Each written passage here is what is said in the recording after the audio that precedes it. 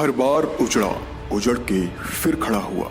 इस भारत की यही तो एक दास्तां रही है, पर फिर भी यह हिमालय सा आज भी अडिग और स्थिर है। जितना पुराना भारत वर्ष है उससे भी कई पुराना है इसका इतिहास। बस तो आइए चलते हैं इतिहास के पन्नों से ओझल उन व्यक्तित्व के पास जिन्हें हमने, आपने और शायद कहीं न कहीं इस इतिहास ने भी भुला दिया, क्योंकि हर एकांत हमसे और आपसे कहता है अपने होने का वजूद और कहानी ओझल की।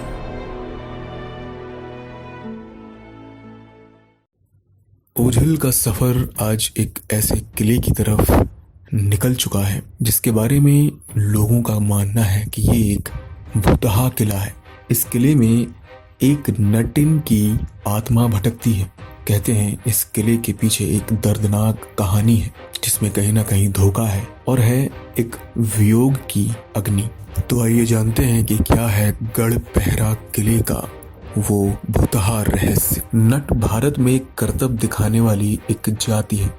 कहते हैं कि आज से कई 100 साल पहले मध्य प्रदेश के सागर जिले में गढ़ पहरा में खतरनाक करतब दिखाने के दौरान एक नटिन के साथ यहाँ की रानी ने धोखा किया।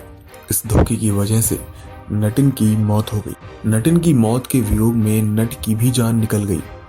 एक नटिन जिसकी आत्मा आज भी यहाँ भटक रही है। गढ़ पहरा किले को लोग भुतहा मानते हैं। यहाँ शाम के बाद लोग डर की वजह से अकेले नहीं जाते। यहाँ के लोगों का दावा है कि तब से लेकर आज तक नट और नटिन की आत्मा किले और महल के आसपास घूमती रहती है। नट और नटिन से जुड़ी कहानी के मुताबिक किसी जमाने में यहाँ एक बूढ़े राजा का शासन था। बुंदेलखंड में पड़ने वाला गढ़ पहरा उसकी राजधानी थी। उस दौरान राज्य में एक नट और नटनी के खतरनाक करतबों और रस्सी पर चलने के दौरान उनके संतुलन की खूब चर्चाएं हुआ करती थी। राजा के दरबार में बुलाए नट और नटिन राजा ने भी नटों का ये करतब देखने की इच्छा जताई। बूढ़े राजा ने इच्छा की और मंत्रियों ने नटों को राज दरबार पहुंचाने का संदेश भेजा। नट अपनी पत्नी के साथ राजा के दरबार पहुंचा। कहते हैं कि नट की पत्नी बहुत खूबसूरत थी। दरबार में राजा ने नट से कहा, राज्य में तुम्हारे करतबों की काफी तारीफ हो रही है। मैं भी तुम्हारा एक हैरत अंगेज करतब देखना चाहता हूँ। अगर सच में तुमने ऐसा करतब करके दिखाया तो पुरस्कार के रूप में आधा राज्य दे दिया जाए। बूढ़े राजा ने नट को जो करतब दिखाने के लिए कहा था वह बहुत खतरनाक था। दरअसल इस करतब में किले के ऊंचे परकोटे से लेकर दूसरी ओर पहाड़ों में एक रस्सी बांधी गई। बीच रास्ते में गहरी और खतरनाक खाई थी। इस रस्सी पर चलकर नटिन को उस पार पहुंचना था। नटिन राजा की इस इच्छा पर नट और नटिन असमंजस में पड़ गए। पहले उन्होंने कभी इतना खतरनाक करतब नहीं किया था। इसे करने में उनकी जान भी जा सकती थी और अगर वे इनकार करते तो बूढ़ा राजा उनसे नाराज हो सकता था। वे राजा को भी नाराज नहीं करना चाहते थे, लिहाजा नटों ने करतब के लिए अपनी हामी दे दी। तुरंत ही राजा के आदेश पर करतब की तैयारी शुरू हुई। नटों ने दुख में वो आखिरी रात बिताई। उन्होंने वो रात जागकर गाते हुए बिताई। उनकी आवाज बूढ़े राजा के महल तक पहुंच रही थी। कहते हैं कि गीत के बोल कुछ गई रात और पहर थोड़े थी। उसी रात राजा की पत्नी भी इस बात से दुखी थी कि करतब दिखाकर नट नटिन उनका आधा राज्य ले लेंगे। सुबह तय वक्त पर इस खतरनाक खेल को देखने के लिए हजारों की संख्या में राज्य की जनता उमड़ पड़ी। नट ने नगाड़े की थाप दी और रस्सी पर चलकर खाई पार करने का खतरनाक खेल शुरू हुआ।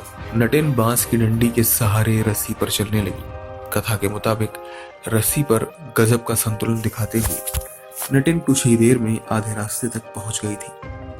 उसके ऐसा करते ही रानी की चिंताएं बढ़ने लगी। नटिन पर राजा की आसक्ति देखकर रानी को लगा कि कहीं राजा नटिन से विवाह न कर ले।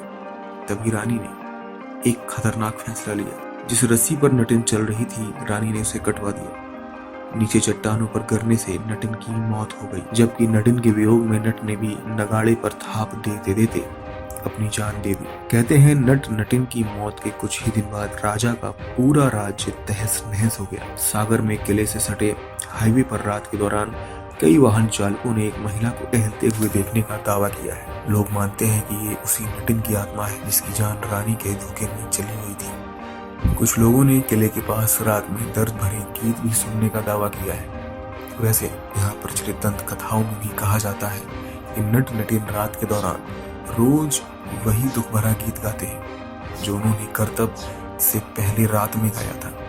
हालांकि इतिहास में इस तरह का कोई लिखित साक्ष्य नहीं है, लेकिन जो भी यहाँ लोग रहते हैं उनका इस कथा पर एक अटूट विश्वास है, या यूं कह लें कि यहाँ पर एक किंवदंती है कि शायद कभी ऐसा हुआ था। तो मुझे आशा है कि ओझल के सफरनामे को आपने पसंद किया होगा। हम ऐसे ही कई विचित्र, रहस्यमयी और कुछ ऐसे स्थानों और व्यक्तित्वों से आपका परिचय कराते रहेंगे। तब तक के लिए नमस्कार।